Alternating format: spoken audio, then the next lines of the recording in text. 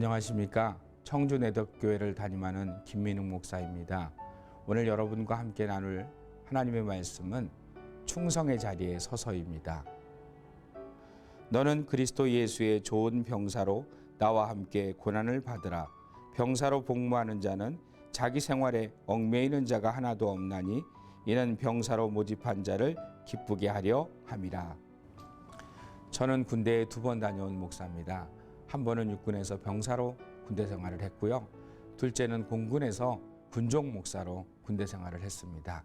그러다 보니 군에 가는 청년들에 대한 관심이 많습니다. 지난 월요일 제가 내덕교회에 처음 부임했을 때 중학생이었던 학생이 청년이 되어서 이제 논산훈련소에 입소하게 되었습니다. 그 가족들과 논산훈련소의 입소대대에서 만나기로 했는데 입소대 교회가 있어서 그곳에서 만나기로 했습니다. 그 교회 마당에 보니 커다란 돌에 말씀이 새겨져 있었습니다. 내가 너와 함께하리라. 이 말씀이 군에 입대하는 귀한 청년들, 특별히 교회에서 신앙생활하다가 입대하는 청년들에게 큰 힘이 될 것입니다.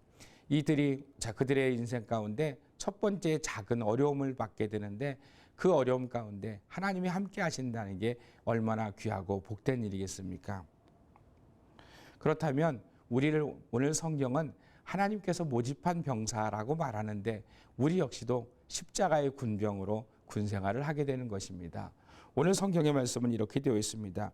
병사로 복무하는 자는 자기 생활이 얽매이는 자가 하나도 없나니 이는 병사로 모집한 자를 기쁘게 하려 함이라 라고 말씀하고 있습니다.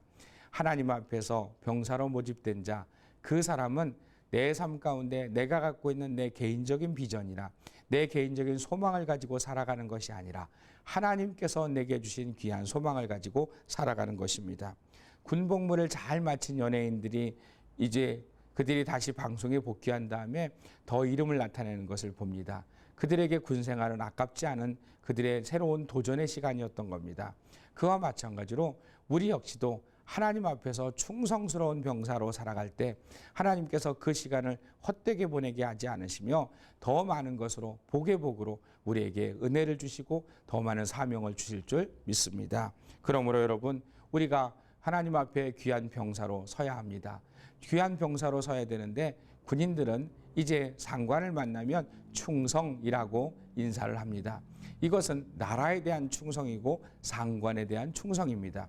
이것을 그리스도인의 모습으로 바꿔보면 우리는 하나님 나라의 충성이고 우리의 사명에 대한 충성인 겁니다. 그 귀한 충성을 잘 감당하는 귀한 그리스도인의 병사는 하나님께서 복을 주실 것이고 더 많은 것으로 하나님께서 일을 맡기실 줄 믿습니다. 충성스러운 일꾼으로서는 여러분 되시기를 주의 이름으로 부탁을 드립니다.